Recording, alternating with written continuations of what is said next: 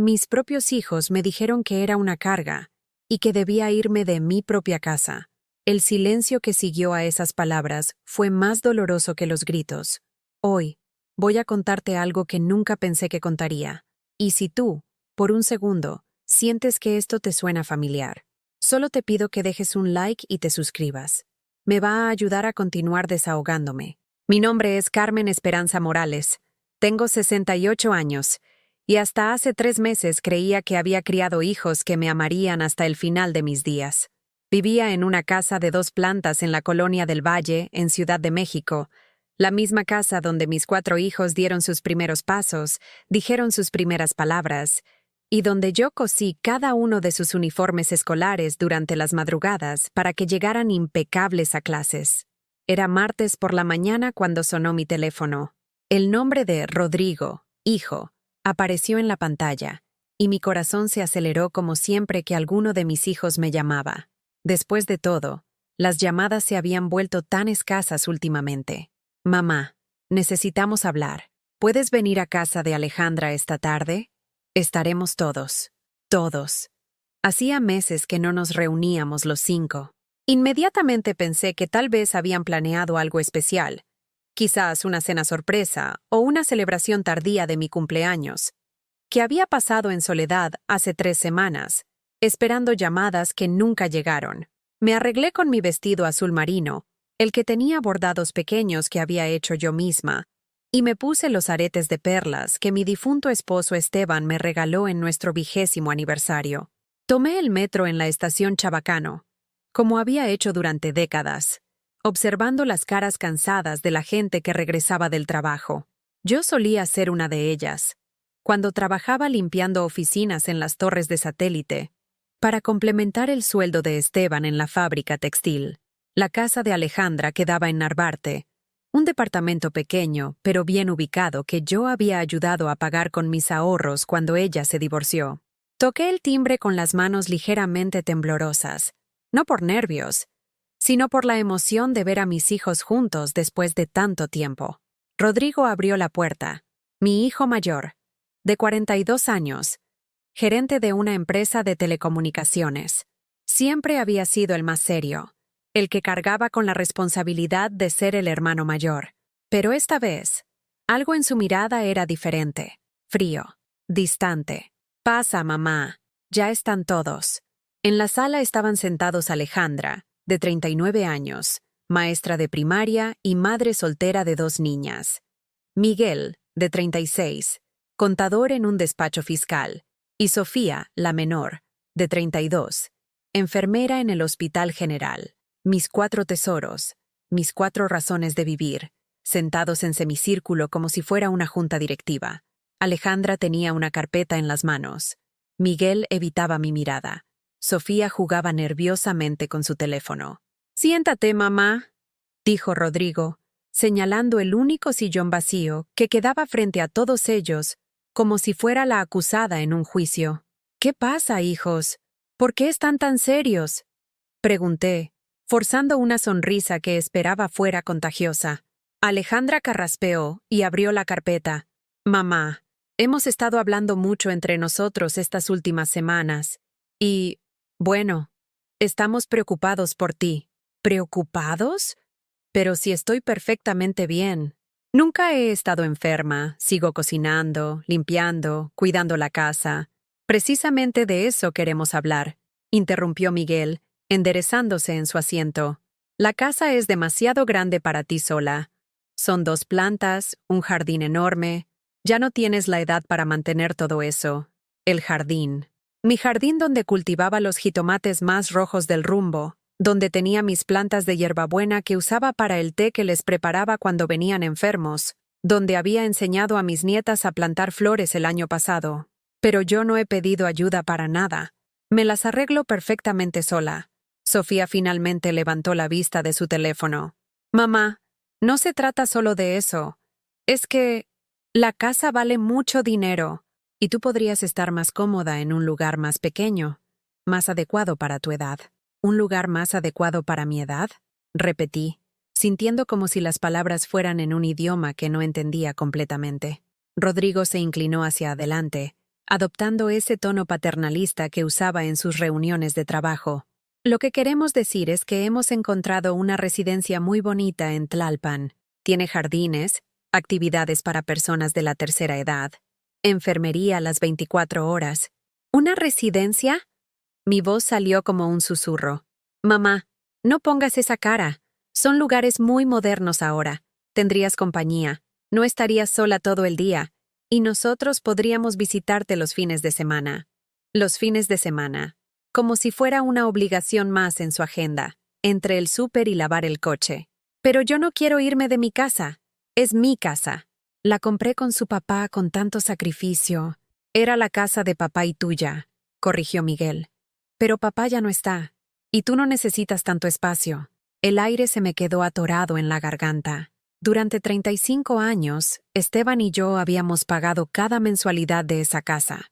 Él trabajando dobles turnos en la fábrica, yo limpiando oficinas por las noches. Recordé las veces que cenamos solo frijoles y tortillas para poder apartar dinero para el enganche. Las navidades sin regalos porque todo se iba al pago de la hipoteca. Hijos, esa casa tiene todos nuestros recuerdos. Ahí nacieron sus hermanas. Ahí crecieron ustedes.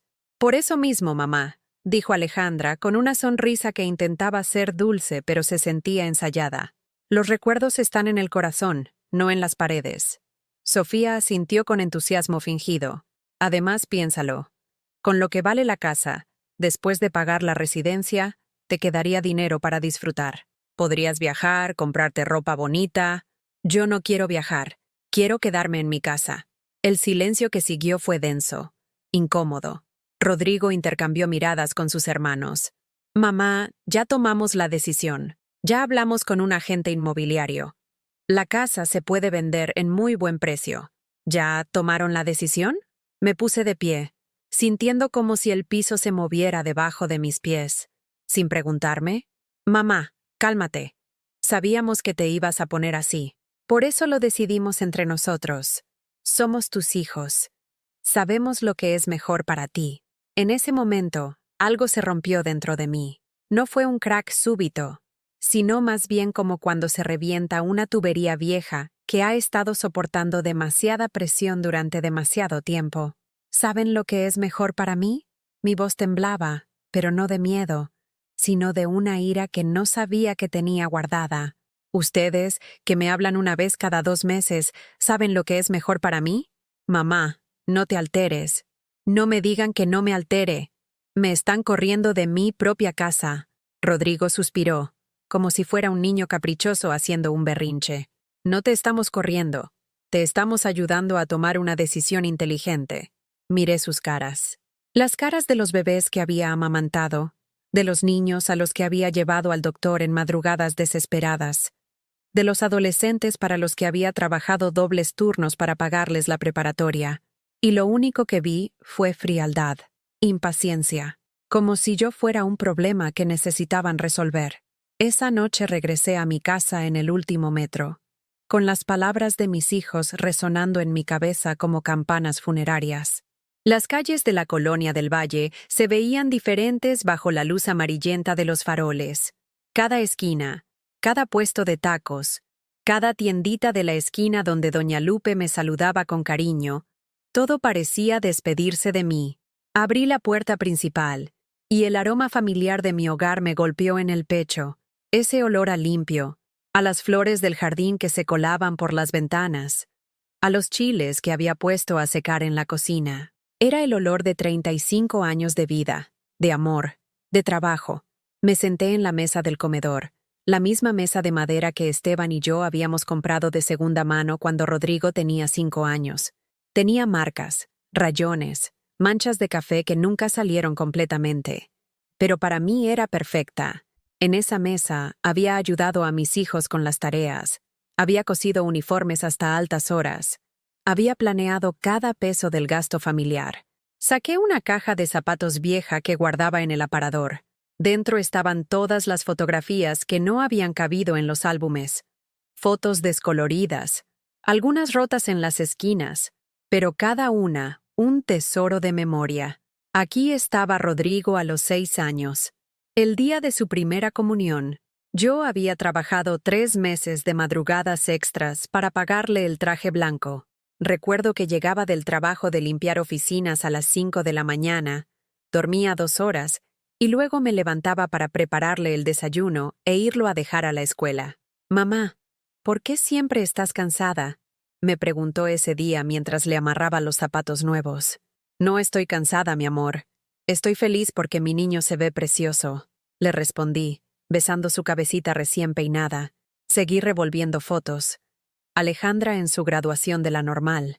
Había vendido mis 2 únicos anillos de oro para pagarle los últimos semestres cuando Esteban se quedó sin trabajo durante 6 meses. Ella nunca lo supo. Le dijimos que habíamos ahorrado ese dinero. «Gracias, mamá. Algún día te voy a comprar una casa más grande y más bonita», me había dicho mientras lloraba de emoción con su título en las manos. Más bonita. La ironía me dolía ahora como una bofetada. Encontré la foto de Miguel el día que se tituló de contador. Para esos estudios, tuve que pedir un préstamo en la caja de ahorros donde tenía mi cuenta desde hacía años. 2,000 pesos que parecían 1,000,000. Durante 3 años pagué 500 pesos mensuales, trabajando fines de semana limpiando casas particulares.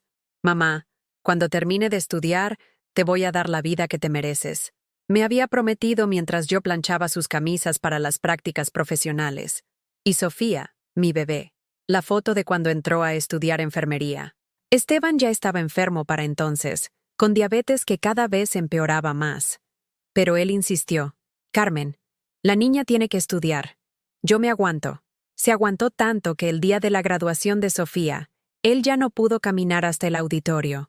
Lo llevamos en silla de ruedas, pero no quiso perderse ver a su niña recibir su título. «Papá, mamá, ahora yo los voy a cuidar a ustedes», había dicho Sofía, abrazándonos a los dos después de la ceremonia. Cerré los ojos y las lágrimas finalmente llegaron. No lágrimas de tristeza, sino de una rabia profunda que nacía desde algún lugar de mi pecho que no sabía que existía.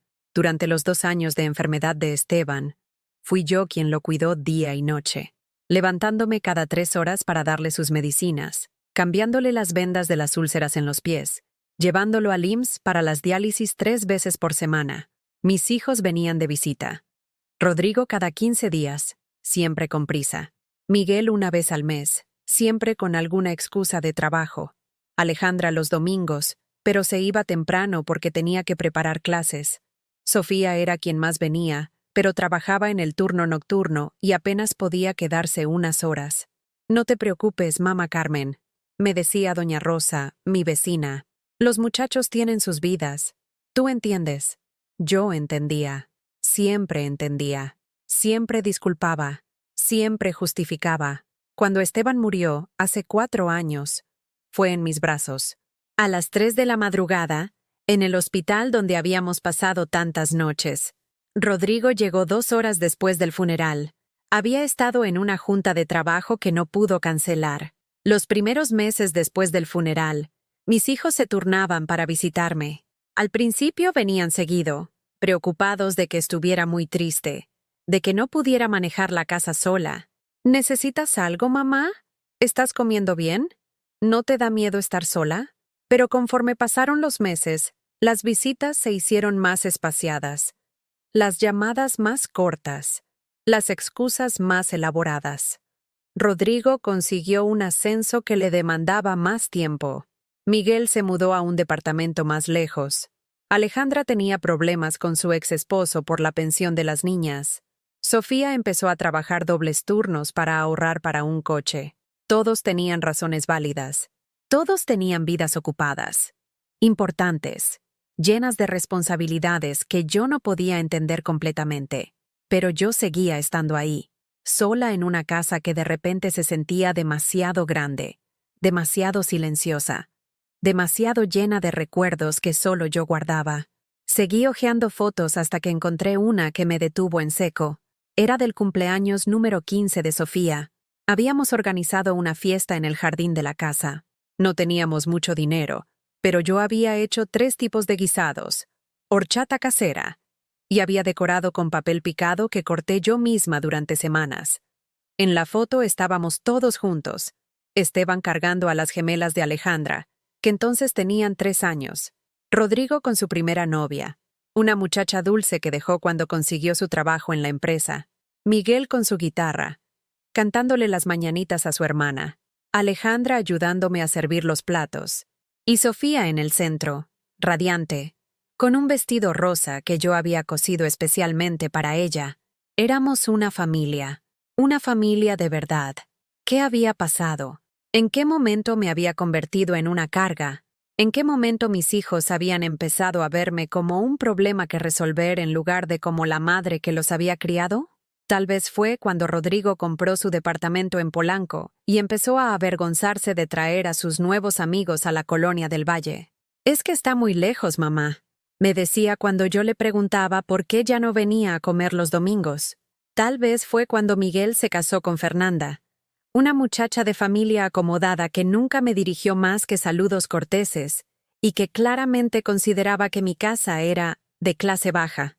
Tal vez fue cuando Alejandra se divorció y empezó a sentir que yo le daba consejos que no había pedido, cada vez que me preocupaba por ver que no comía bien o que las niñas pasaban demasiado tiempo viendo televisión. O tal vez fue cuando Sofía conoció a su novio actual, un doctor que trabaja en un hospital privado y que le ha estado metiendo ideas de superarse y no conformarse con su vida actual. El teléfono sonó, interrumpiendo mis pensamientos. Era casi medianoche. El nombre de Alejandra, hija, apareció en la pantalla. «Mamá, ¿estás bien? Te fuiste muy alterada de mi casa». «Estoy bien, mija». «Mamá, sé que al principio la idea te asusta, pero de verdad es lo mejor. La residencia que vimos es muy bonita. Tiene... Alejandra, ¿tú te acuerdas cuando te quedaste sin trabajo después del divorcio?» Hubo una pausa. «¿Qué tiene que ver eso, mamá? ¿Te acuerdas que te dije que vinieras a vivir aquí con las niñas mientras encontrabas trabajo? ¿Te acuerdas que les cuidé a las gemelas durante 6 meses mientras tú salías a buscar empleo?» «Sí, mamá. Y te lo agradezco mucho, pero... ¿Te acuerdas que cuando encontraste el departamento en Narvarte, yo vendí la televisión nueva para darte el dinero del depósito?» Silencio. «Alejandra, ¿tú te acuerdas de todo eso?» «Mamá, eso fue diferente. Yo era joven. Tenía que sacar adelante a mis hijas. Y yo soy vieja, así que ya no tengo derecho a mi propia casa». «Mamá, no digas eso. Sabes que no es así». Colgué el teléfono. Por primera vez en mi vida, le colgué el teléfono a uno de mis hijos. Y por primera vez en años, sentí algo parecido a la dignidad. Esa noche regresé a mi casa en el último metro, con las palabras de mis hijos resonando en mi cabeza como campanas funerarias. Las calles de la colonia del Valle se veían diferentes bajo la luz amarillenta de los faroles. Cada esquina, cada puesto de tacos, cada tiendita de la esquina donde doña Lupe me saludaba con cariño, todo parecía despedirse de mí. Abrí la puerta principal, y el aroma familiar de mi hogar me golpeó en el pecho, ese olor a limpio, a las flores del jardín que se colaban por las ventanas, a los chiles que había puesto a secar en la cocina. Era el olor de 35 años de vida, de amor, de trabajo. Me senté en la mesa del comedor, la misma mesa de madera que Esteban y yo habíamos comprado de segunda mano cuando Rodrigo tenía 5 años. Tenía marcas, rayones, manchas de café que nunca salieron completamente. Pero para mí era perfecta. En esa mesa había ayudado a mis hijos con las tareas, había cosido uniformes hasta altas horas, había planeado cada peso del gasto familiar. Saqué una caja de zapatos vieja que guardaba en el aparador. Dentro estaban todas las fotografías que no habían cabido en los álbumes. Fotos descoloridas, algunas rotas en las esquinas, pero cada una un tesoro de memoria. Aquí estaba Rodrigo a los 6 años. El día de su primera comunión, yo había trabajado 3 meses de madrugadas extras para pagarle el traje blanco.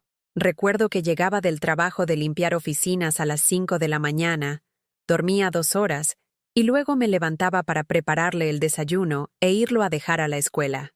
«Mamá, ¿por qué siempre estás cansada?», me preguntó ese día mientras le amarraba los zapatos nuevos. «No estoy cansada, mi amor. Estoy feliz porque mi niño se ve precioso», le respondí, besando su cabecita recién peinada. Seguí revolviendo fotos. Alejandra en su graduación de la normal, Había vendido mis 2 únicos anillos de oro para pagarle los últimos semestres cuando Esteban se quedó sin trabajo durante 6 meses. Ella nunca lo supo. Le dijimos que habíamos ahorrado ese dinero. Gracias, mamá. Algún día te voy a comprar una casa más grande y más bonita, me había dicho mientras lloraba de emoción con su título en las manos. Más bonita. La ironía me dolía ahora como una bofetada. Encontré la foto de Miguel el día que se tituló de contador. Para esos estudios, tuve que pedir un préstamo en la caja de ahorros donde tenía mi cuenta desde hacía años. 2,000 pesos que parecían 1,000,000. Durante 3 años pagué 500 pesos mensuales, trabajando fines de semana limpiando casas particulares. Mamá, cuando termine de estudiar, te voy a dar la vida que te mereces. Me había prometido mientras yo planchaba sus camisas para las prácticas profesionales. Y Sofía, mi bebé. La foto de cuando entró a estudiar enfermería. Esteban ya estaba enfermo para entonces, con diabetes que cada vez empeoraba más. Pero él insistió. Carmen, la niña tiene que estudiar. Yo me aguanto. Se aguantó tanto que el día de la graduación de Sofía, él ya no pudo caminar hasta el auditorio. Lo llevamos en silla de ruedas, pero no quiso perderse ver a su niña recibir su título. Papá, mamá, ahora yo los voy a cuidar a ustedes, había dicho Sofía, abrazándonos a los dos después de la ceremonia. Cerré los ojos y las lágrimas finalmente llegaron. No lágrimas de tristeza, sino de una rabia profunda que nacía desde algún lugar de mi pecho que no sabía que existía. Durante los 2 años de enfermedad de Esteban, fui yo quien lo cuidó día y noche, levantándome cada 3 horas para darle sus medicinas, cambiándole las vendas de las úlceras en los pies, llevándolo al IMSS para las diálisis 3 veces por semana. Mis hijos venían de visita. Rodrigo cada 15 días, siempre con prisa. Miguel una vez al mes, siempre con alguna excusa de trabajo. Alejandra los domingos, pero se iba temprano porque tenía que preparar clases. Sofía era quien más venía, pero trabajaba en el turno nocturno y apenas podía quedarse unas horas. No te preocupes, mamá Carmen, me decía doña Rosa, mi vecina. Los muchachos tienen sus vidas. Tú entiendes. Yo entendía. Siempre entendía. Siempre disculpaba. Siempre justificaba. Cuando Esteban murió, hace 4 años, fue en mis brazos. A las 3 de la madrugada, en el hospital donde habíamos pasado tantas noches. Rodrigo llegó 2 horas después del funeral. Había estado en una junta de trabajo que no pudo cancelar. Los primeros meses después del funeral, mis hijos se turnaban para visitarme. Al principio venían seguido, preocupados de que estuviera muy triste, de que no pudiera manejar la casa sola. ¿Necesitas algo, mamá? ¿Estás comiendo bien? ¿No te da miedo estar sola? Pero conforme pasaron los meses, las visitas se hicieron más espaciadas, las llamadas más cortas, las excusas más elaboradas. Rodrigo consiguió un ascenso que le demandaba más tiempo. Miguel se mudó a un departamento más lejos. Alejandra tenía problemas con su ex esposo por la pensión de las niñas. Sofía empezó a trabajar dobles turnos para ahorrar para un coche. Todos tenían razones válidas. Todos tenían vidas ocupadas, importantes, llenas de responsabilidades que yo no podía entender completamente. Pero yo seguía estando ahí, sola en una casa que de repente se sentía demasiado grande, demasiado silenciosa, demasiado llena de recuerdos que solo yo guardaba. Seguí hojeando fotos hasta que encontré una que me detuvo en seco. Era del cumpleaños número 15 de Sofía. Habíamos organizado una fiesta en el jardín de la casa. No teníamos mucho dinero, pero yo había hecho 3 tipos de guisados, horchata casera, y había decorado con papel picado que corté yo misma durante semanas. En la foto estábamos todos juntos. Esteban cargando a las gemelas de Alejandra, que entonces tenían 3 años. Rodrigo con su primera novia, una muchacha dulce que dejó cuando consiguió su trabajo en la empresa. Miguel con su guitarra, cantándole las mañanitas a su hermana. Alejandra ayudándome a servir los platos. Y Sofía en el centro, radiante, con un vestido rosa que yo había cosido especialmente para ella. Éramos una familia de verdad. ¿Qué había pasado? ¿En qué momento me había convertido en una carga? ¿En qué momento mis hijos habían empezado a verme como un problema que resolver en lugar de como la madre que los había criado? Tal vez fue cuando Rodrigo compró su departamento en Polanco y empezó a avergonzarse de traer a sus nuevos amigos a la colonia del Valle. «Es que está muy lejos, mamá», me decía cuando yo le preguntaba por qué ya no venía a comer los domingos. Tal vez fue cuando Miguel se casó con Fernanda, una muchacha de familia acomodada que nunca me dirigió más que saludos corteses y que claramente consideraba que mi casa era de clase baja. Tal vez fue cuando Alejandra se divorció y empezó a sentir que yo le daba consejos que no había pedido, cada vez que me preocupaba por ver que no comía bien o que las niñas pasaban demasiado tiempo viendo televisión. O tal vez fue cuando Sofía conoció a su novio actual, un doctor que trabaja en un hospital privado y que le ha estado metiendo ideas de superarse y no conformarse con su vida actual. El teléfono sonó, interrumpiendo mis pensamientos. Era casi medianoche. El nombre de Alejandra, hija, apareció en la pantalla. «Mamá, ¿estás bien? Te fuiste muy alterada de mi casa». «Estoy bien, mija». «Mamá, sé que al principio la idea te asusta, pero de verdad es lo mejor. La residencia que vimos es muy bonita. Tiene...» «Alejandra, ¿tú te acuerdas cuando te quedaste sin trabajo después del divorcio?» Hubo una pausa. «¿Qué tiene que ver eso, mamá? ¿Te acuerdas que te dije que vinieras a vivir aquí con las niñas mientras encontrabas trabajo? ¿Te acuerdas que les cuidé a las gemelas durante 6 meses mientras tú salías a buscar empleo?» «Sí, mamá, y te lo agradezco mucho, pero... ¿Te acuerdas que cuando encontraste el departamento en Narvarte, yo vendí la televisión nueva para darte el dinero del depósito?» Silencio. «Alejandra, ¿tú te acuerdas de todo eso?» «Mamá, eso fue diferente. Yo era joven, tenía que sacar adelante a mis hijas. Y yo soy vieja, así que ya no tengo derecho a mi propia casa». «Mamá, no digas eso. Sabes que no es así». Colgué el teléfono. Por primera vez en mi vida, le colgué el teléfono a uno de mis hijos. Y por primera vez en años, sentí algo parecido a la dignidad. Los siguientes días fueron una tortura silenciosa. El teléfono sonaba constantemente, pero yo ya no contestaba. Rodrigo, Miguel, Alejandra, todos llamaban con el mismo tono condescendiente, dejando mensajes en la contestadora que sonaban como si estuvieran hablando con una niña caprichosa. «Mamá, sabemos que estás molesta, pero tienes que ser razonable. Mamá, no podemos ayudarte si tú no colaboras. Mamá, esta actitud tuya solo está empeorando las cosas». Mi actitud. Como si el problema fuera mi negativa a desaparecer silenciosamente de mi propia vida. El miércoles por la mañana, mientras regaba las plantas del jardín, escuché voces en la calle. Era Rodrigo hablando con un hombre que no conocía, señalando hacia mi casa.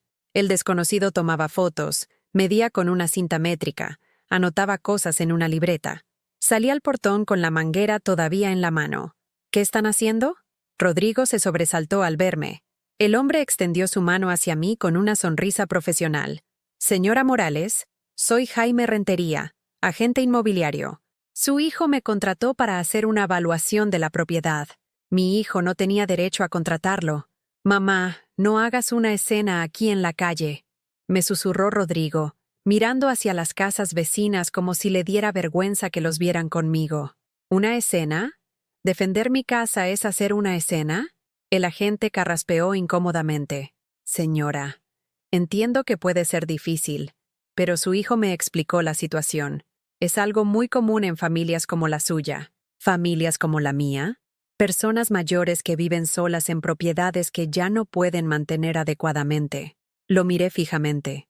Este desconocido, este hombre que no sabía nada de mi vida, de mis sacrificios, de mis 35 años cuidando cada rincón de esta casa, se atrevía a decirme que no podía mantenerla. «Señor Rentería, ¿verdad? Le voy a decir algo. Esta casa está más limpia y mejor cuidada que el día que la compramos. Los mosaicos de la cocina los encero cada semana. Las ventanas las lavo cada 15 días. El jardín está podado y regado. Los tubos de agua y la electricidad están en perfecto estado porque mi esposo y yo siempre les dimos mantenimiento». El hombre intercambió una mirada incómoda con Rodrigo. «Sí, señora, pero entenderá que a cierta edad... ¿A cierta edad qué? ¿Me vuelvo invisible? ¿Mis opiniones dejan de importar? ¿Mi casa deja de ser mía? Rodrigo me tomó del brazo. Mamá, vámonos adentro. No tienes que hacer esto más difícil. Me zafé de su agarre con una fuerza que no sabía que tenía. ¿Más difícil para quién, Rodrigo? ¿Para ti? ¿Para el señor que quiere ganar su comisión vendiendo mi casa? Esa noche, doña Rosa, mi vecina, tocó a mi puerta. Traía un plato de mole que había sobrado de su comida. Carmen, mi niña, vi lo que pasó en la mañana. ¿Estás bien? Doña Rosa tenía 73 años, 5 más que yo. Vivía sola desde que murió su esposo hace 8 años. Sus hijos la visitaban religiosamente cada domingo. Le traían mercado, arreglaban lo que se descomponía en su casa, la llevaban al doctor. Rosa, ¿tus hijos alguna vez te han dicho que tu casa es demasiado grande para ti? Se sentó en mi sala, en el mismo lugar donde días antes mis hijos habían anunciado mi destierro. Ay, Carmen, mis muchachos me han sugerido que me vaya a vivir con alguno de ellos. Dicen que sería más seguro, más cómodo, pero nunca me han obligado. Y sobre todo, nunca han hablado de vender mi casa sin preguntarme. ¿Y tú qué les dices? Que mientras pueda valerme por mí misma, me quedo en mi casa. Es lo que trabajé toda la vida para tener. Nos quedamos en silencio, comiendo el mole que sabía a cariño verdadero. Carmen, ¿puedo preguntarte algo? ¿Tus hijos te ayudan económicamente? ¿Te dan dinero para la casa, para tus gastos? La pregunta me dolió porque sabía la respuesta. No, Rosa. Yo vivo de la pensión de Esteban y de mis pocos ahorros. ¿Y ellos lo saben? ¿Sí? ¿Y aún así quieren vender tu casa? Asentí, sintiendo como si cada gesto me costara un pedazo del alma. Ay, mi niña, eso no está bien. El viernes llegó una carta certificada. Era de un bufete de abogados. Dentro, documentos que no entendía completamente. Pero el mensaje era claro. Mis hijos habían iniciado un proceso legal para declararme incapaz de manejar mis bienes, debido a mi avanzada edad y deterioro de facultades. Deterioro de facultades. Yo, que llevaba las cuentas de la casa al centavo, que recordaba el cumpleaños de cada uno de mis nietos, que cocinaba sin receta, que podía recitar de memoria los teléfonos de todos mis vecinos. La carta explicaba que solicitaban que un juez designara a Rodrigo como mi tutor legal para administrar mis bienes en mi mejor interés. Me senté en la escalera que llevaba al segundo piso, la misma escalera por la que mis hijos habían subido corriendo miles de veces cuando eran pequeños, gritando, «Mamá, mira lo que encontré», o «Mamá, se me rompió el juguete». Ahora querían romperme a mí, pero había algo en esos documentos que no cuadraba. Una fecha. El proceso legal había iniciado hace 3 semanas. 3 semanas antes de la reunión en casa de Alejandra. Eso significaba que cuando llegué esa tarde, pensando que tal vez me habían preparado una sorpresa, ellos ya habían decidido no solo echarme de mi casa, sino también quitarme legalmente el derecho a decidir sobre mi propia vida. La reunión familiar había sido teatro, un show para que yo creyera que tenía voz y voto en mi propio destino. Subí a mi recámara y saqué del closet una caja de metal que tenía guardada desde hace años. Adentro estaban todos los documentos importantes: escrituras de la casa, testamento de Esteban, mi acta de nacimiento, mis identificaciones. Pero también había algo más. Una libreta vieja donde durante años había anotado todos los préstamos que les había hecho a mis hijos. Dinero para el enganche del carro de Miguel, para el vestido de novia de Alejandra en su primera boda, para los gastos del bebé que Sofía perdió hace 5 años, para las colegiaturas privadas de las gemelas cuando Alejandra no podía pagarlas. Página tras página de préstamos que nunca me habían devuelto. Préstamos que ellos habían olvidado convenientemente, pero que yo había registrado fielmente, porque Esteban me había enseñado que los gastos de la familia se anotan, para que uno sepa en qué se va la vida. En total, sumaban más de 200,000 pesos. 200,000 pesos que yo había dado con amor, sin pedir recibos, sin cobrar intereses, sin presionar para que me pagaran. Y ahora me querían quitar mi casa porque era lo mejor para mí. Por primera vez desde que comenzó esta pesadilla, sonreí, porque acababa de darme cuenta de algo. Mis hijos habían subestimado completamente a la mujer que los había criado. Error muy grave. El lunes por la mañana llamé al licenciado Herrera, el mismo abogado que había ayudado a Esteban y a mí con la compra de la casa hace tantos años. Don Aurelio tenía ya 75 años, pero su mente seguía afilada como navaja. Carmen, qué gusto escucharla. ¿Cómo está? Hace tiempo que no sabía de usted. Don Aurelio, necesito su ayuda. Mis hijos quieren quitarme mi casa. Hubo una pausa larga al otro lado de la línea. ¿Perdón? ¿Puede repetir eso? Le expliqué toda la situación mientras él tomaba notas. Cuando terminé, el silencio se extendió tanto que pensé que se había cortado la llamada. Carmen, ¿usted está consciente de que lo que sus hijos están haciendo es legal pero éticamente cuestionable? No entiendo. Pueden solicitar un juicio de interdicción si logran demostrar que usted no tiene capacidad mental para manejar sus bienes. Pero necesitan pruebas médicas, testimonios, evidencia real de deterioro cognitivo. Pero yo estoy perfectamente bien. Lo sé. Por eso me extraña que hayan iniciado el proceso. ¿Ha tenido algún problema de salud últimamente? ¿Algún olvido importante? ¿Algún accidente? Pensé cuidadosamente. El año pasado me había caído en la cocina y me había lastimado la muñeca. Rodrigo me había llevado al hospital. El doctor me había hecho algunas preguntas de rutina. ¿Qué día era? ¿Quién era el presidente? ¿Dónde vivía? Preguntas tontas que respondí sin problemas. No, don Aurelio, nada importante.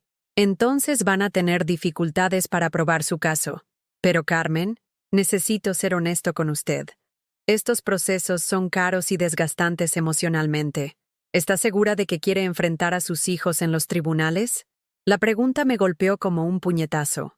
¿Estaba dispuesta a pelear legalmente contra los niños que había criado? Don Aurelio, si no peleo, ¿qué va a pasar? Si no se opone, eventualmente un juez podría declararla incapaz y nombrar a uno de sus hijos como tutor. Esa persona podría vender su casa, manejar su dinero, decidir dónde vive usted. Y yo no tendría voz en nada. Muy poca. Esa tarde, mientras esperaba en el consultorio del doctor Ramírez para mi examen médico anual, vi entrar a Miguel. Mi hijo me saludó con una sonrisa que no llegaba a sus ojos. Hola, mamá. Qué coincidencia encontrarte aquí. Pero no era coincidencia. Lo supe inmediatamente. Miguel nunca venía a este rumbo de la ciudad a menos que fuera estrictamente necesario. Mijo, ¿qué haces aquí? Tenía una cita con el doctor Ramírez. Para hablar de ti. Se me heló la sangre. ¿Para hablar de mí? ¿Con mi doctor? ¿Sin avisarme? Miguel se sentó a mi lado en la sala de espera como si fuera lo más natural del mundo. Mamá, estamos preocupados. Rodrigo me contó que has estado muy agresiva, muy confundida, gritándole a extraños en la calle, colgando teléfonos. ¿Agresiva? ¿Confundida? Miguel, defendí mi casa de un agente inmobiliario que ustedes contrataron sin mi permiso. ¿Ves, mamá? Esa es exactamente la paranoia de la que hablamos. Nadie te está atacando. Solo queremos ayudarte. Paranoia. La palabra se quedó flotando en el aire entre nosotros como humo tóxico. Miguel, ¿tú realmente crees que estoy loca? Mi hijo me miró con esa expresión que había perfeccionado desde que se casó con Fernanda. Una mezcla de compasión falsa y superioridad moral. Mamá, nadie dice que estés loca. Pero tienes 68 años. Vives sola. Has estado bajo mucho estrés desde que murió papá. Desde que murió papá han pasado 4 años, Miguel. 4 años en los que he manejado perfectamente mi casa, mis finanzas, mi vida. ¿Perfectamente? Mamá, el mes pasado te olvidaste de pagar la luz. Era cierto. Se me había pasado la fecha de pago porque había estado en el hospital acompañando a doña Rosa cuando le operaron la vesícula. Pagué al día siguiente con recargo. Eso le pasa a cualquiera, Miguel. Y la semana antepasada Alejandra te encontró en pijama a las 3 de la tarde. También era cierto. Había tenido gripe y me quedé en cama todo el día. Alejandra llegó sin avisar y me vio en pijama porque estaba enferma. ¿En serio? ¿Estar enferma ya es señal de demencia? Pero Miguel siguió como si tuviera una lista preparada. Y hace 2 meses le dijiste a Sofía que se había muerto la señora Martínez. Pero resulta que estaba viva. Me quedé callada porque recordé el incidente. Había visto una ambulancia en casa de la señora Martínez y había asumido lo peor. Cuando Sofía fue a verificar, resulta que solo la habían llevado a chequeo de rutina. Miguel, cometer errores no es lo mismo que estar senil. Mamá, son muchas pequeñas cosas, y nosotros solo queremos cuidarte. En ese momento entendí la estrategia. Habían estado documentando cada pequeño error, cada confusión menor, cada momento humano de distracción o cansancio, para construir un caso en mi contra. Cada visita casual, cada pregunta inocente sobre mi salud, cada comentario sobre mi estado de ánimo, había sido parte de un plan para demostrar que yo no era competente para manejar mi propia vida. El doctor Ramírez me llamó a su consultorio. Miguel se levantó para acompañarme. «Usted espere aquí», le dijo el doctor con firmeza. «La consulta es privada». Adentro, el doctor Ramírez me examinó con más detalle del habitual. Me hizo preguntas sobre mi memoria, mi estado de ánimo, mis actividades diarias. Me pidió que hiciera cálculos mentales, que recordara una lista de palabras, que dibujara un reloj. «Carmen, ¿alguien le ha sugerido que tiene problemas de memoria?» «Mis hijos». «¿Y usted qué opina?»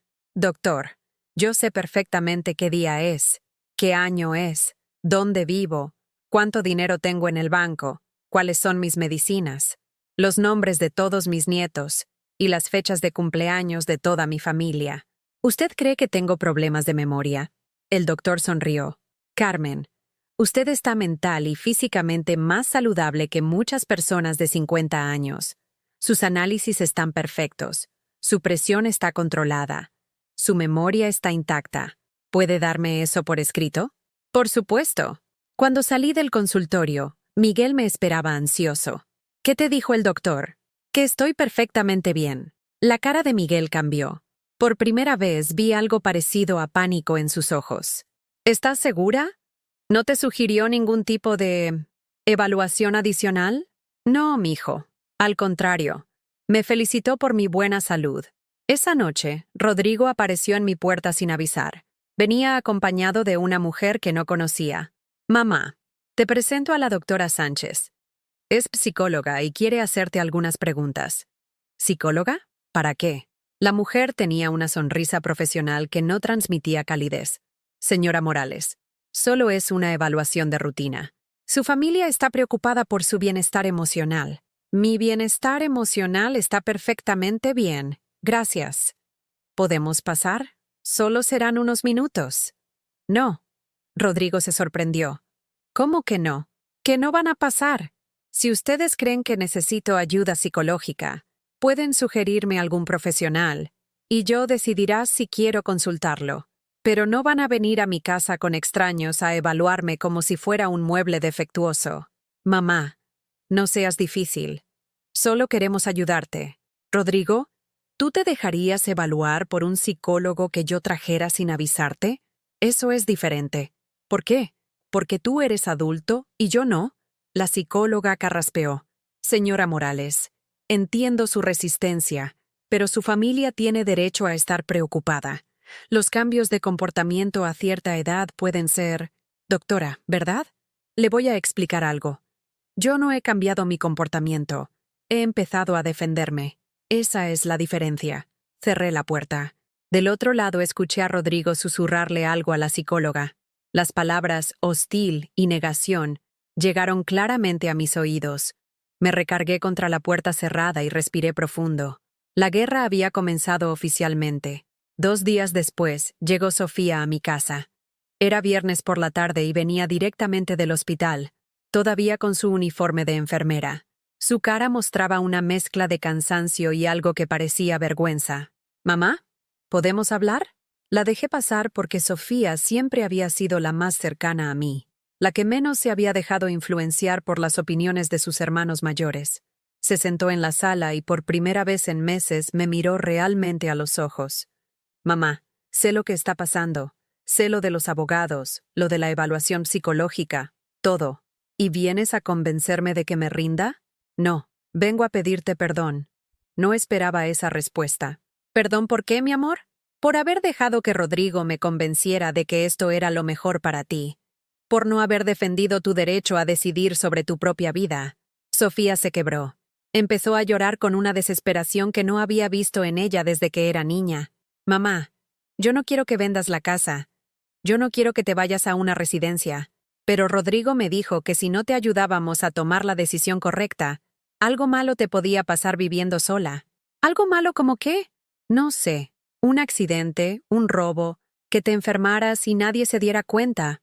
Me senté junto a ella y la abracé como cuando tenía pesadillas de pequeña. Sofía, mi niña, ¿tú realmente crees que no puedo cuidarme sola? No, mamá. Sé que puedes.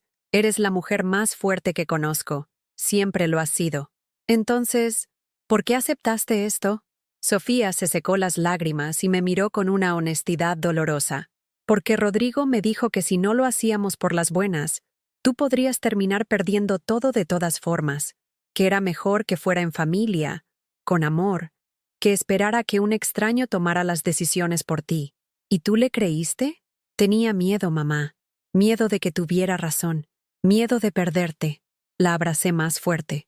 Mi amor, la única forma en que me vas a perder es si dejas que me echen de mi propia casa. Sofía se quedó conmigo esa noche. Cocinamos juntas como cuando ella era adolescente. Vimos una película vieja en la televisión. Nos quedamos platicando hasta tarde sobre todo y nada. Por primera vez en semanas, la casa no se sintió tan vacía. Al día siguiente llegó la tormenta. Rodrigo, Miguel y Alejandra aparecieron juntos, con caras de funeral. Sofía estaba conmigo, desayunando en la cocina. «Mamá, tenemos que hablar», anunció Rodrigo con esa voz de jefe que había perfeccionado en su trabajo.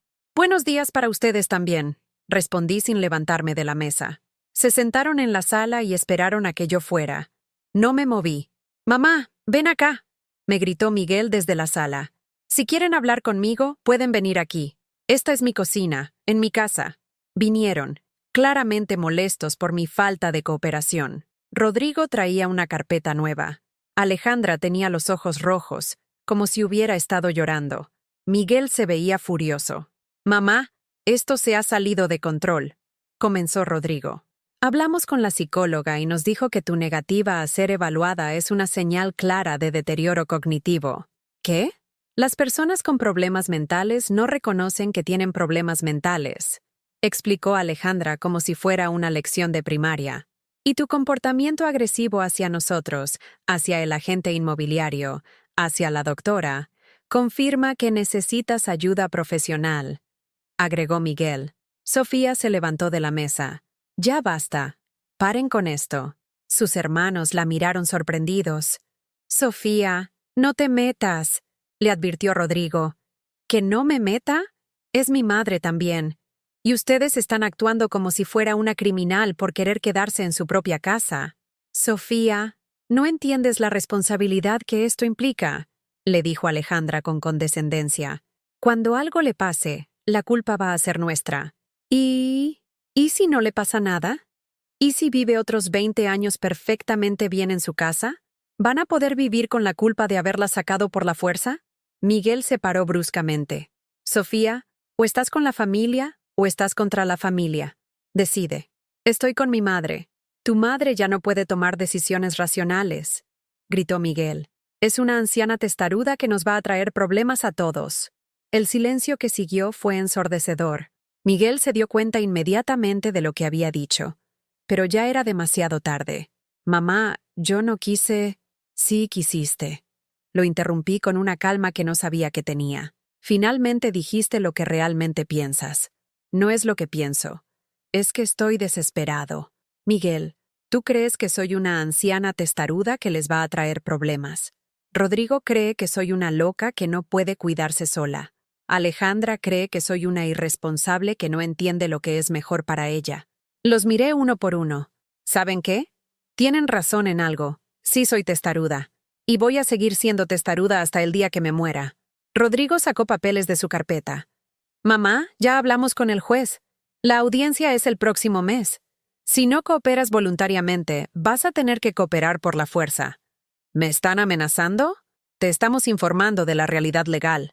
Tomé los papeles y los leí cuidadosamente. Era una citación judicial para un juicio de interdicción. Mis hijos me estaban demandando oficialmente para declararme incapaz. «Está bien», dije finalmente. «¿Está bien qué?», preguntó Alejandra. «Nos vemos en el juzgado». Mamá, no tiene que llegar a eso, insistió Rodrigo. Si aceptas ir a la residencia por tu propia voluntad, podemos cancelar todo el proceso legal. No, ¿no qué? No me voy de mi casa. No acepto ser evaluada por extraños. No les voy a dar el gusto de hacerse las víctimas diciendo que lo hicieron por mi bien. Miguel explotó. Entonces, ¿nos vas a obligar a demandarte públicamente? ¿Sabes la vergüenza que eso va a ser para todos nosotros? ¿La vergüenza va a ser para ustedes? ¿No para mí, que voy a tener que defenderme de mis propios hijos en un tribunal? Tú te lo buscaste, me gritó. Si hubieras sido razonable desde el principio. ¡Fuera de mi casa! El grito salió de un lugar profundo de mi pecho que no conocía, un rugido de furia que había estado guardando durante meses. ¡Fuera! ¡Todos! ¡Ahora mismo! Se quedaron paralizados. Nunca me habían visto así. Dije que se fueran.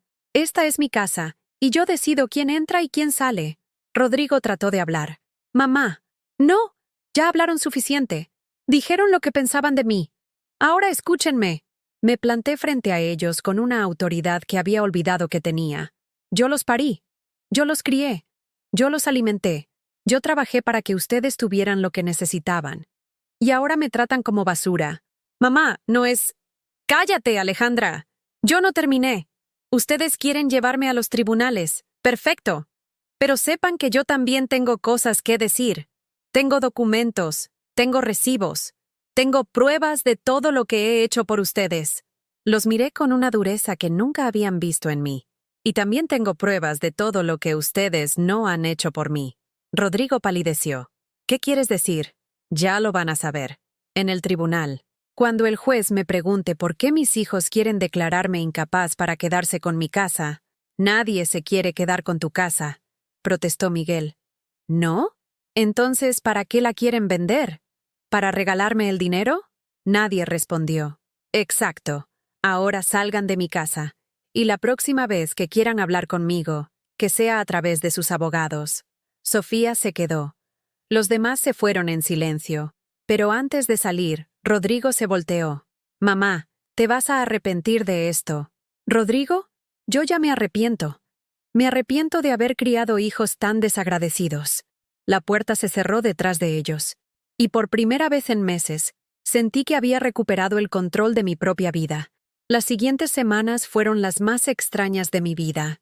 Por primera vez en 4 años, no esperaba llamadas telefónicas que no llegaban. No me quedaba despierta los domingos esperando visitas que se cancelaban a última hora. No tenía que fingir que estaba bien cuando claramente no lo estaba. Sofía venía a verme cada 2 días después del trabajo. A veces traía a sus gemelas, mis nietas de 6 años, que llenaban la casa de risas y gritos. Era hermoso verlas correr por los pasillos donde su madre había corrido 30 años antes. «Abuela, ¿por qué el tío Rodrigo ya no viene?», me preguntó Valeria, la mayor, mientras jugábamos en el jardín. «Porque está muy ocupado con su trabajo, mi amor». «¿Y el tío Miguel?» «También está ocupado». Isabela, la más chica, se acercó y me abrazó. «Abuela, yo sí te voy a visitar siempre». «Lo sé, mi cielo, lo sé». Pero por las noches, cuando Sofía se iba y la casa volvía al silencio, no podía evitar pensar en lo que se venía. El juicio era en 2 semanas. Don Aurelio me había explicado el proceso. Mis hijos tendrían que demostrar que yo no era competente para manejar mis bienes. Yo tendría que demostrar lo contrario. Carmen, tiene que prepararse para que digan cosas dolorosas sobre usted, me había advertido. Van a buscar cada pequeño error, cada momento de confusión, cada señal de que usted no puede cuidarse sola. ¿Y cómo me defiendo de eso? Demostrando que esos errores son normales para cualquier persona de cualquier edad, y demostrando que usted está perfectamente capacitada para tomar sus propias decisiones. Una mañana, mientras regaba las plantas, llegó una camioneta blanca. Se bajó un hombre con uniforme y una tableta en la mano. «¿Señora Carmen Morales?» «Sí. Traigo una orden judicial para hacer una inspección de la propiedad». Me quedé helada. ¿Una inspección? Sus familiares solicitaron una evaluación de las condiciones de habitabilidad de la vivienda. Entendí inmediatamente. Era otra estrategia de mis hijos. Si podían demostrar que mi casa estaba en malas condiciones, Tendrían un argumento más para declararme incapaz de cuidarla. ¿Puedo ver la orden? El inspector me mostró el documento. Era oficial. Tenía que dejarlo pasar. Durante la siguiente hora, el hombre revisó cada rincón de mi casa. Tomó fotos de todo: la cocina, los baños, las recámaras, el jardín. Anotó en su tableta cada detalle. Yo lo seguía angustiada, tratando de ver mi casa a través de sus ojos. ¿Se veía vieja? ¿Descuidada? ¿Peligrosa? Sí, los muebles tenían décadas de uso. Sí, algunas paredes necesitaban una mano de pintura. Sí, algunas cosas estaban descompuestas, pero la casa estaba limpia. Todo funcionaba. Era un hogar, no un palacio, pero era segura y cómoda. ¿Cuándo fue la última vez que revisaron las instalaciones eléctricas?, me preguntó. Hace 2 años. Tengo el recibo del electricista. ¿Y las tuberías? El año pasado. También tengo los recibos. Para cada pregunta tenía respuestas. Para cada observación tenía documentos. Esteban me había enseñado a guardar todo: recibos, garantías, facturas de reparaciones. Cuando terminó, el inspector parecía ligeramente sorprendido. Señora, su casa está en muy buenas condiciones para su antigüedad. Se nota que le da mantenimiento regular. Gracias. Solo hay algunas observaciones menores. La llave del baño de arriba gotea, y hay una tabla suelta en la escalera del jardín. Sí, ya tengo cita con el plomero para la próxima semana. Y la tabla la puede arreglar mi vecino don Carlos. El inspector asintió y se fue. Pero la visita me había alterado más de lo que quería admitir. Esa noche no pude dormir, imaginando todas las formas en que mis hijos iban a usar esa inspección en mi contra. Al día siguiente llamé a don Carlos, mi vecino de toda la vida. Carmen, ¿en qué la puedo ayudar? Le expliqué lo de la tabla suelta. Ay, Carmen, qué barbaridad lo que están haciendo sus hijos. Toda la cuadra está comentando. ¿Toda la cuadra? Pues sí, doña Rosa nos contó lo que está pasando. Y la verdad, todos estamos indignados. ¿Por qué? Porque usted es de las mejores vecinas que hemos tenido. Su casa siempre está impecable. Usted nunca nos da problemas.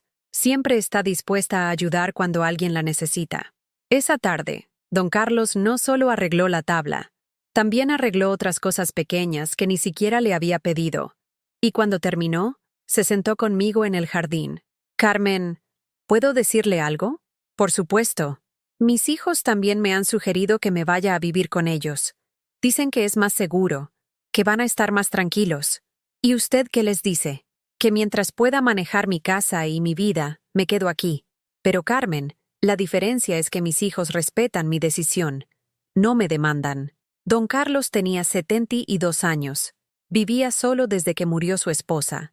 Sus 3 hijos lo visitaban regularmente, lo ayudaban con las compras pesadas, lo llevaban al doctor. Pero nunca lo habían presionado para que se fuera de su casa. ¿Sabe qué es lo que más me duele, don Carlos? ¿Qué? Que mis hijos no confían en mí. Creen que soy una carga, un problema que tienen que resolver. Carmen, ¿puedo preguntarle algo personal? Dígame, ¿sus hijos la ayudan económicamente? ¿Le dan dinero para la casa? ¿Para sus gastos? No. ¿Y saben que usted no necesita su ayuda económica? ¿Sí? Vivo de la pensión de Esteban y mis ahorros. No les he pedido ni un peso. Don Carlos movió la cabeza. Entonces no es que estén preocupados por usted. Están preocupados por ellos mismos. ¿Cómo? Carmen, perdóneme la franqueza, pero su casa vale mucho dinero. Y si usted vive otros 20 años, que Dios quiera, ese dinero se va a ir en sus gastos de vida. La observación me pegó como una cachetada. ¿Usted cree que por eso quieren internarme? No lo sé. Pero sí sé que cuando los hijos están realmente preocupados por sus padres, buscan formas de ayudarlos a quedarse en su casa, no formas de sacarlos. Esa noche llamé a don Aurelio. Don Aurelio, necesito preguntarle algo. Si me declaran incapaz, ¿qué pasa con el dinero de la venta de mi casa? Se deposita en una cuenta que administra su tutor. En este caso, sería Rodrigo. ¿Y ese dinero se usaría para pagar la residencia? Sí, pero Carmen, las residencias privadas cuestan entre 15 y 20 mil pesos mensuales. Su casa vale aproximadamente 2,5 millones de pesos. Eso significa que el dinero duraría entre 10 y 12 años. ¿Y después? Después tendría que ir a una residencia pública, o depender económicamente de sus hijos, o morirme convenientemente antes de que se acabe el dinero. Hubo una pausa larga. Carmen, eso es muy duro. Pero es la verdad, ¿no? Estadísticamente, las personas mayores que son internadas contra su voluntad tienen una expectativa de vida menor que las que se quedan en su entorno familiar. Colgué el teléfono con una claridad terrible. Mis hijos no me estaban protegiendo, me estaban liquidando, como cuando vendes un negocio que ya no es rentable, como cuando te deshaces de algo que estorba, como cuando quieres convertir en efectivo algo que está inmovilizado.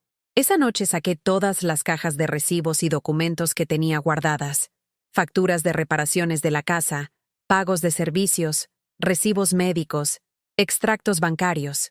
Pero también saqué la libreta donde había anotado todos los préstamos que les había hecho a mis hijos a lo largo de los años. Y por primera vez, los sumé todos. 273,000 pesos, casi un tercio del valor de mi casa. Dinero que había dado con amor incondicional, y que ahora iba a cobrar sin piedad. El día del juicio llegué al juzgado familiar de Tlalpan con don Aurelio a las 8 de la mañana. Llevaba mi mejor vestido, el azul marino con los bordados que había hecho yo misma, los aretes de perlas de Esteban, y en mi bolsa, una carpeta con todos los documentos que había estado organizando durante semanas. Me sentía extrañamente tranquila. Por primera vez en meses, sabía exactamente dónde estaba parada y qué tenía que hacer. Mis hijos llegaron 15 minutos después con su abogado, un hombre joven de traje caro que caminaba como si fuera dueño del mundo. Rodrigo, Miguel y Alejandra me saludaron con la cortesía fría que se le tiene a un extraño molesto. Sofía llegó sola y se sentó a mi lado. «Mamá, ¿estás bien?» «Estoy perfecta, mi amor». El juez era un hombre de unos 50 años, con cara seria pero no unkind. Se llamaba licenciado Martínez y, según don Aurelio, tenía reputación de ser justo. «Buenos días. Estamos aquí para el caso de interdicción solicitado por los hijos de la señora Carmen Esperanza Morales contra su madre. Procederemos con las declaraciones de los demandantes». El abogado de mis hijos se levantó con una confianza que me dio náuseas. «Señor juez, mis clientes solicitan que se declare a la señora Morales incapaz de administrar sus bienes debido a deterioro cognitivo asociado con su edad avanzada y su incapacidad para mantener adecuadamente su patrimonio». Rodrigo fue el primero en declarar. «Señor juez, mi madre tiene 68 años y vive sola en una casa de 2 plantas que ya no puede mantener. En los últimos meses hemos observado comportamientos erráticos, olvidos frecuentes, agresividad, paranoia, negativa a aceptar ayuda. Mintió con una facilidad que me heló la sangre. Cada olvido que mencionó lo convirtió en evidencia de demencia. Cada vez que había defendido mi casa, la convirtió en comportamiento agresivo. Cada vez que había rechazado sus manipulaciones, la convirtió en paranoia. Miguel declaró después: «Señor juez, mi madre se olvidó de pagar la luz, confunde nombres de vecinos, a veces no reconoce la diferencia entre día y noche. Hemos tratado de ayudarla, pero se niega a colaborar. Tememos por su seguridad». Más mentiras. Distorsiones de la realidad que sonaban convincentes si no conocías el contexto real. Alejandra fue la peor. «Señor juez, mi madre ha desarrollado una obsesión enfermiza con su casa. Rechaza cualquier sugerencia de mudarse a un lugar más seguro. Grita. Se comporta de manera irracional. Hemos consultado con profesionales que confirman nuestras preocupaciones». ¿Profesionales? ¿La psicóloga que había traído Rodrigo sin mi permiso y que ni siquiera había podido evaluarme?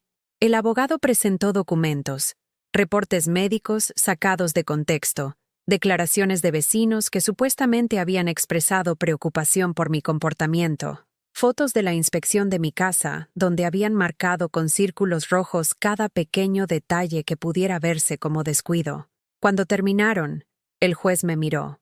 «Señora Morales, ¿desea hacer alguna declaración?»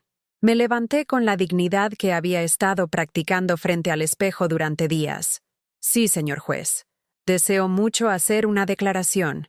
Don Aurelio me había aconsejado ser breve y directa, pero tenía tanto que decir que no sabía por dónde empezar. Señor juez, mis hijos dicen que estoy senil. Voy a demostrarle que no es así. Abrí mi carpeta y saqué el primer documento. Estos son mis estados de cuenta bancarios de los últimos 2 años. Como puede ver, administro perfectamente mis finanzas. Mis gastos están controlados. Mis pagos están al día.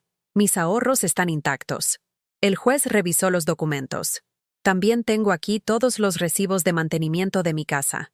Electricista, plomero, jardinero, pintor. Mi casa está en perfectas condiciones porque le doy mantenimiento preventivo constantemente. Seguí sacando papeles.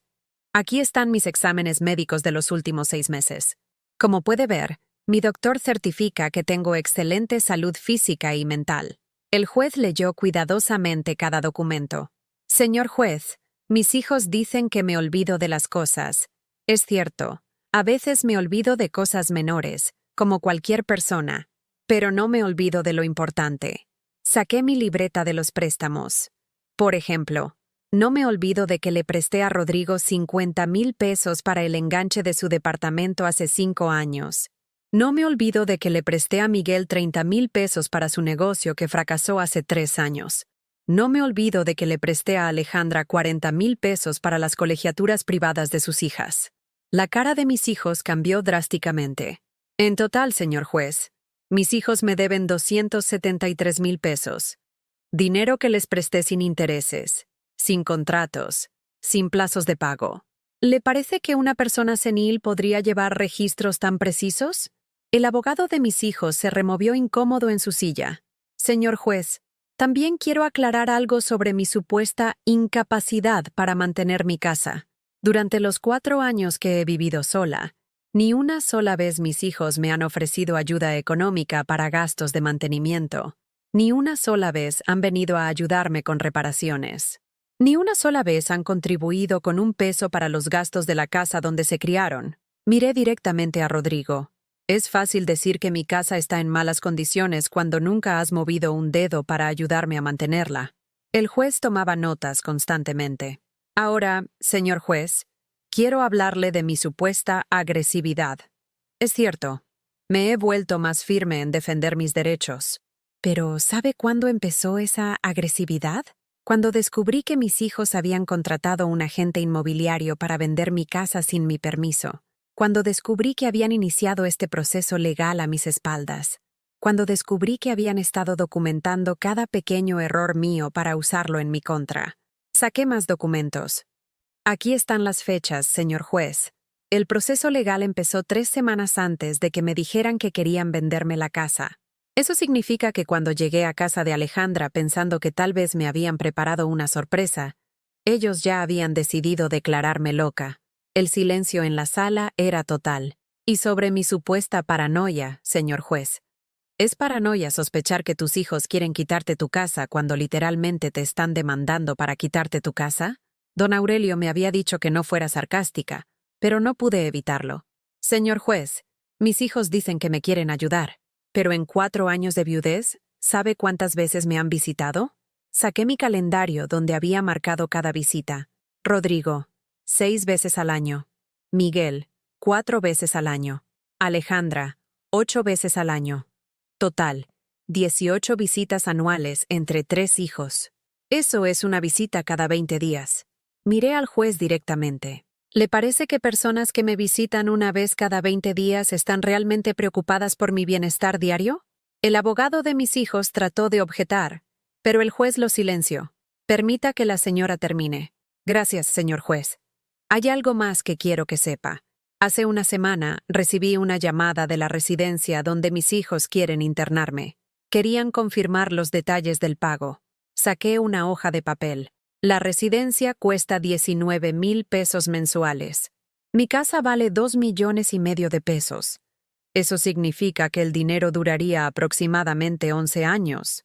Hice una pausa para que el juez procesara la información. Señor juez, tengo 68 años.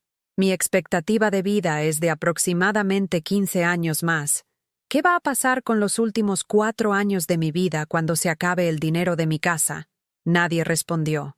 Voy a decirle lo que va a pasar. Voy a tener que depender económicamente de los mismos hijos que no me han dado ni un peso en 4 años. O voy a tener que ir a una residencia pública. O me voy a morir convenientemente antes de convertirme en una carga económica real. Rodrigo se paró. Señor juez, mi madre está distorsionando todo. Siéntese, le ordenó el juez con autoridad. Me volví hacia mis hijos.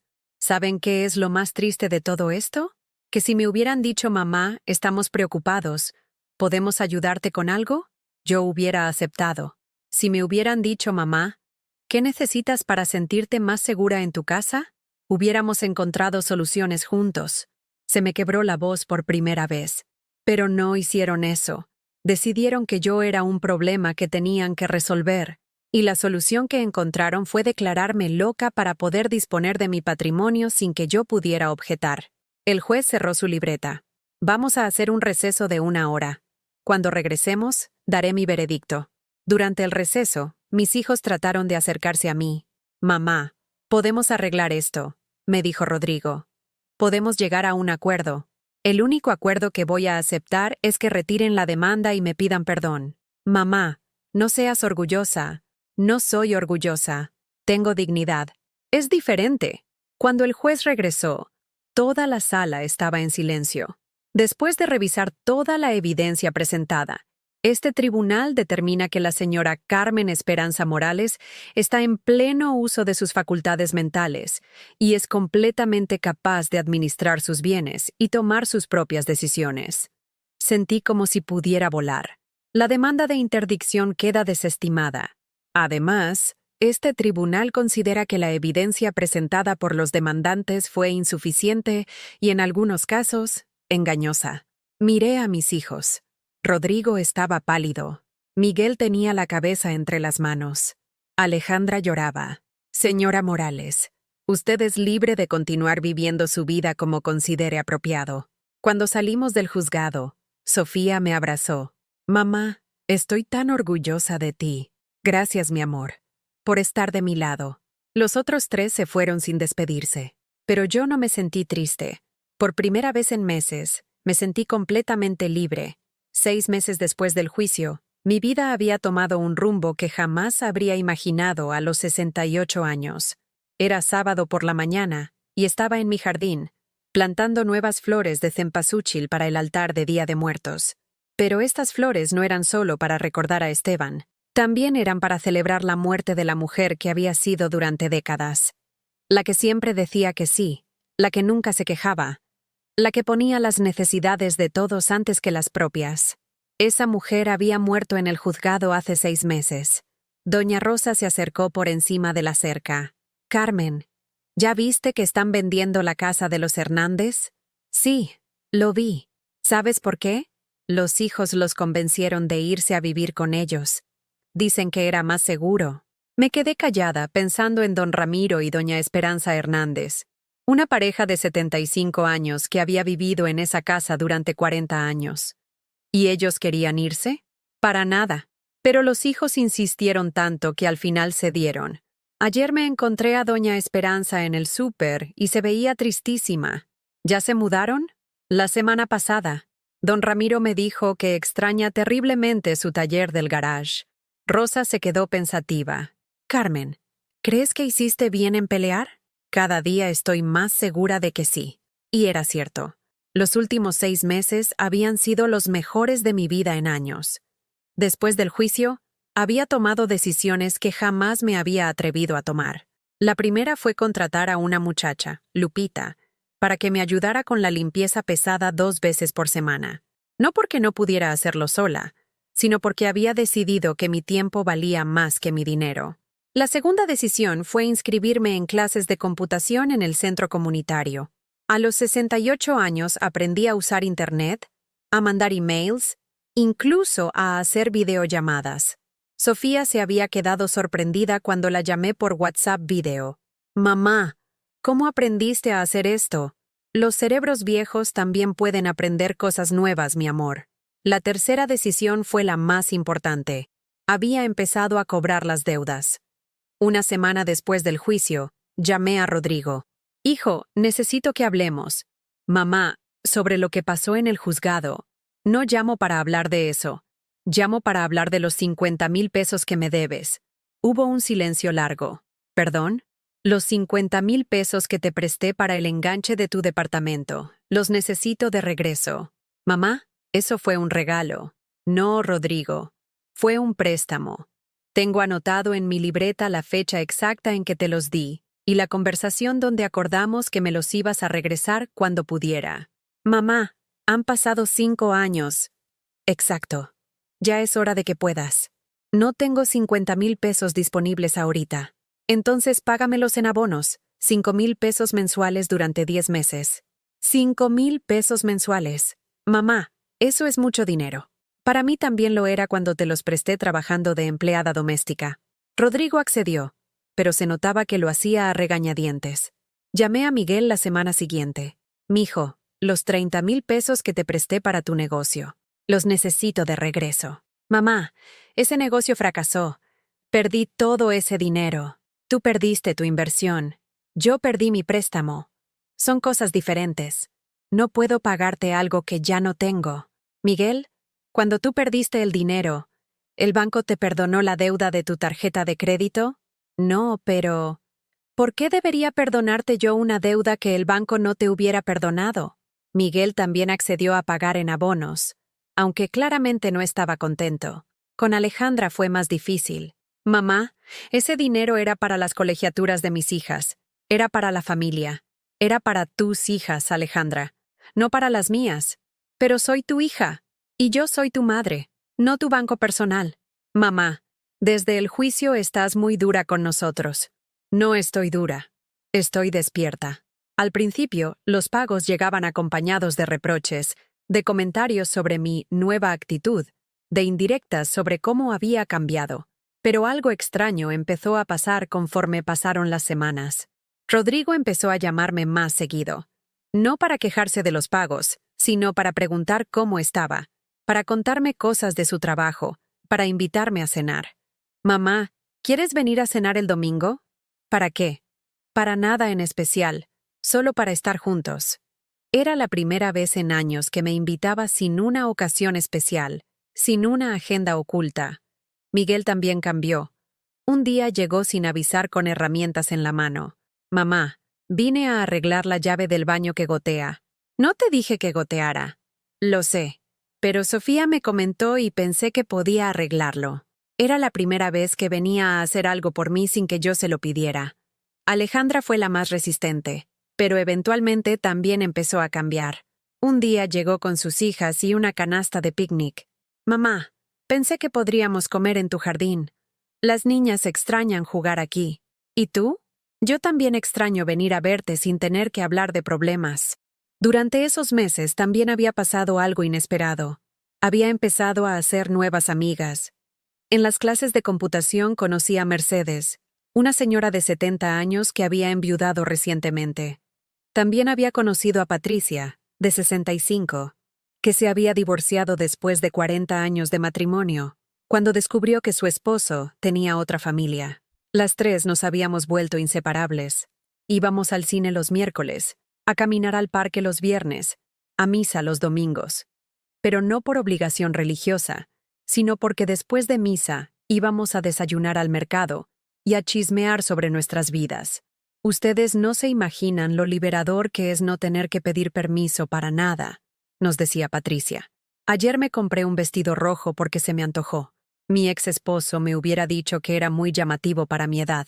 Mercedes asentía. A mí me pasa lo contrario. Después de 45 años de matrimonio, a veces no sé qué quiero hacer. Estoy aprendiendo a conocerme a los 70 años. ¿Y tú, Carmen? ¿Cómo te sientes después de todo lo que pasó con tus hijos? La pregunta me hacía reflexionar cada vez. Me siento auténtica. Por primera vez en décadas, siento que la persona que soy por fuera coincide con la persona que soy por dentro. Una tarde de octubre, mientras preparaba café para Mercedes y Patricia que venían a visitarme, sonó el timbre. Era un repartidor con un ramo de flores. ¿Señora Carmen Morales? Sí. Tiene una entrega. El ramo era hermoso. Rosas blancas y claveles rojos. La tarjeta decía: Mamá, Gracias por enseñarnos que el amor verdadero a veces requiere límites. Te queremos. Rodrigo, Miguel y Alejandra. Me quedé parada en la puerta, con el ramo en las manos, sintiendo algo que no había sentido en meses. Verdadero cariño de mis hijos. No el cariño condescendiente de quien tiene pena por ti. No el cariño obligado de quien cumple con un deber familiar. El cariño genuino de quien te respeta como persona. Esa noche, Sofía vino a cenar. Mientras cocinábamos juntas, me contó que sus hermanos habían estado hablando entre ellos. Mamá, creo que finalmente entendieron. ¿Entendieron qué? Que nunca quisiste quitarles nada. Solo querías que te respetaran. ¿Y tú qué opinas? Opino que fuiste la madre que necesitábamos, no necesariamente la madre que queríamos en ese momento. Me abrazó mientras revolvía el guisado. Mamá, ¿puedo confesarte algo? Dime. Durante años pensé que eras demasiado suave, demasiado complaciente. Me daba coraje ver cómo mis hermanos abusaban de tu bondad. ¿Por qué nunca me dijiste nada? Porque pensé que era tu decisión ser así. No sabía que en realidad no sabías cómo ser diferente. Esa noche, después de que se fue Sofía, me senté en mi sala con una taza de té y miré las fotografías que tenía en la mesa del centro. Algunas seguían siendo dolorosas de ver. Fotos de cuando mis hijos eran pequeños y me veían como si fuera la mujer más importante del mundo. Pero había fotos nuevas también. Una de Mercedes, Patricia y yo en el cine. Una de Sofía y sus gemelas plantando flores en mi jardín. Una de don Carlos y yo celebrando que había aprendido a usar WhatsApp. La vida que había construido después de los 68 años no se parecía en nada a la vida que había tenido antes. Era más pequeña en algunos sentidos. Menos gente, menos compromisos, menos drama. Pero era más mía. Completamente mía. Y por primera vez en décadas, eso me bastaba. De hecho, me sobraba. Un año después del juicio, el 15 de mayo, día de San Isidro Labrador, estaba preparando tamales en mi cocina cuando llegó una sorpresa que jamás esperé. Tocaron el timbre, y cuando abrí la puerta, ahí estaban los 4. Rodrigo, Miguel, Alejandra y Sofía, pero no venían con caras de funeral como la última vez. Venían sonriendo, cargando bolsas del mercado y una gran olla. «Mamá», dijo Rodrigo, «venimos a cocinar contigo, como en los viejos tiempos». ¿En los viejos tiempos? Ustedes nunca cocinaron conmigo en los viejos tiempos. Yo cocinaba para ustedes. Rodrigo se rió. Una risa genuina que no había escuchado en años. Tienes razón. Por eso queremos empezar nuevos tiempos. Durante las siguientes 3 horas, mi cocina se llenó de risas, de historias, de peleas menores sobre la cantidad exacta de comino que llevaba el guisado de mi abuela, y de algo que no había sentido en mi casa desde que murió Esteban. Armonía familiar real. Miguel me enseñó una receta de pescado que había aprendido en un curso de cocina. Alejandra trajo ingredientes para hacer agua de Jamaica como a mí me gustaba. Sofía dirigía el caos con la autoridad natural de enfermera acostumbrada a manejar emergencias. Y Rodrigo, mi hijo mayor, el que me había dolido más profundamente, se quedó lavando platos sin que nadie se lo pidiera. «Mamá», me dijo mientras yo secaba los trastes, «hay algo que necesito decirte». «Dime». «Nunca te pedí perdón como debe ser». Dejé el trapo sobre el fregadero y lo miré. El día del juicio me di cuenta de algo terrible, que en algún momento dejé de verte como mi madre y empecé a verte como un problema que tenía que resolver. Sus ojos se llenaron de lágrimas. Y lo peor de todo es que lo hice creyendo que era por tu bien. Me convencí de que sabía mejor que tú lo que necesitabas. ¿Y ahora qué piensas? Ahora pienso que eres la mujer más valiente que conozco, y que me da vergüenza haber necesitado que un juez me dijera que mi propia madre estaba cuerda. Lo abracé, y por primera vez en años el abrazo se sintió real. Rodrigo, ¿puedo contarte algo que nunca te dije? Claro, el día que naciste, tu papá y yo estábamos tan asustados de no saber cómo ser buenos padres que prometimos que siempre te íbamos a escuchar, que nunca íbamos a tomar decisiones importantes sobre tu vida sin preguntarte primero. Rodrigo se quedó callado. Cumplimos esa promesa durante toda tu infancia y adolescencia. Pero cuando llegué a los 68 años, Ustedes decidieron que ya no merecía la misma cortesía que nosotros siempre les dimos a ustedes. Mamá, no me malentiendas. No te estoy regañando. Te estoy explicando por qué dolió tanto. Esa tarde comimos todos juntos en mi jardín, en la mesa grande que Esteban había hecho con sus propias manos 20 años atrás. Las gemelas de Alejandra corrían entre las plantas de jitomate, gritando de felicidad cada vez que encontraban uno maduro. ¡Abuela!, me gritó Isabela. «Mira qué grande está este jitomate. Córtalo, mi amor. Esa planta está dando mucho este año». Valeria se acercó corriendo. «Abuela, ¿nos vas a enseñar a hacer salsa como la que haces tú?» «Por supuesto, pero tienen que aprender con paciencia. La buena salsa no se hace con prisa». Sofía me observaba desde la mesa. «Mamá, ¿te puedo preguntar algo? Dime, mi vida. ¿Alguna vez pensaste en rendirte? ¿En el juicio, digo? ¿En aceptar lo que queríamos y ya?» La pregunta me hizo reflexionar. Sí, Sofía, muchas veces. Sobre todo en las noches, cuando la casa se sentía muy vacía y ustedes no me hablaban. ¿Qué te hizo seguir peleando? Una noche estaba viendo las fotografías de cuando ustedes eran chicos y me di cuenta de algo. Durante toda mi vida, había luchado por darles a ustedes todo lo que necesitaban para ser adultos independientes y seguros de sí mismos. Paré para asegurarme de que me estuviera entendiendo, pero nunca había luchado por mí misma con la misma fuerza. Siempre había puesto mis necesidades al final de la lista. Miguel levantó la vista de su plato. ¿Y eso te molestaba? No me molestaba cuando ustedes eran niños. Era lo correcto. Pero cuando se volvieron adultos y siguieron esperando que yo pusiera mis necesidades al final, ahí sí me molestó. Alejandra se limpió las manos con la servilleta. «Mamá, ¿nosotros realmente actuamos tan mal?» La pregunta era difícil de responder sin lastimar sentimientos. «Alejandra, ustedes actuaron como muchos hijos adultos actúan. El problema no era que fueran malos hijos. El problema era que yo había sido una madre que no sabía poner límites. ¿Y ahora sí sabes? Ahora sé que poner límites no significa amar menos. Significa amar mejor. Esa noche, después de que se fueron todos, me quedé sentada en mi jardín viendo las estrellas. La casa ya no se sentía demasiado grande. Se sentía del tamaño exacto. Al día siguiente, domingo, llegó Mercedes con una noticia. «Carmen, ¿recuerdas a mi nieta Paola, la que estudia psicología?» «Sí, claro. Le conté tu historia y quiere conocerte. Está escribiendo su tesis sobre personas mayores que logran reinventarse después de crisis familiares». «¿Reinventarme?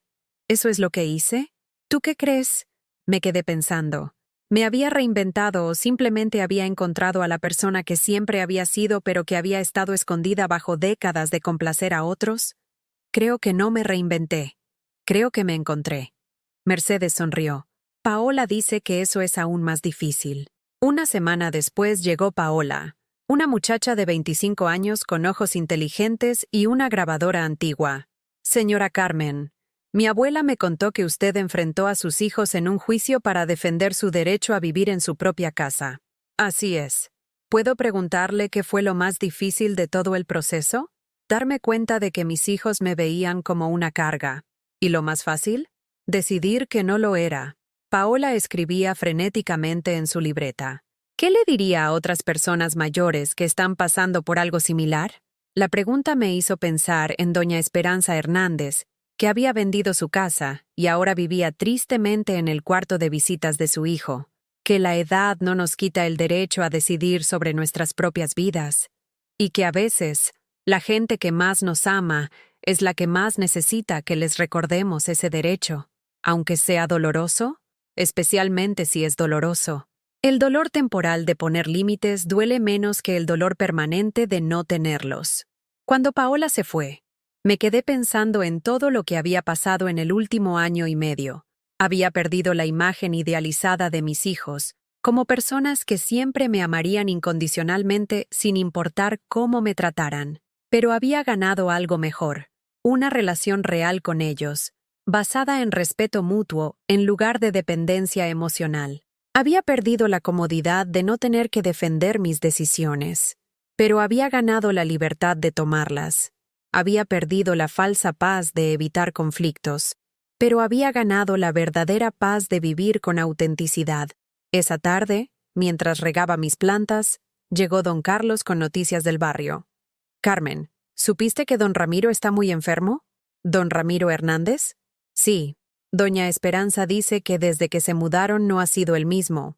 No come bien, no habla, se pasa el día viendo por la ventana. Mi corazón se encogió pensando en el vecino que durante años había visto trabajar felizmente en su taller. ¿Y doña Esperanza? Está desesperada. Dice que quiere regresar a su casa, pero ya la vendieron.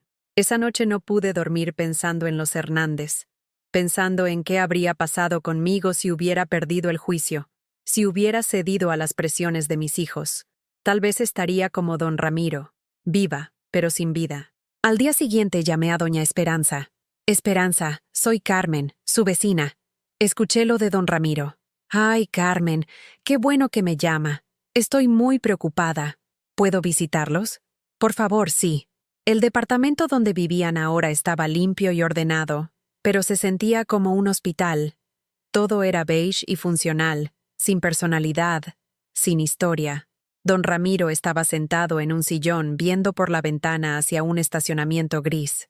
Ramiro, le dije, ¿cómo está? Me miró con ojos que habían perdido la chispa. Carmen, ¿usted cómo supo que tenía que pelear? ¿Perdón? Por su casa. ¿Cómo supo que tenía que defender su casa?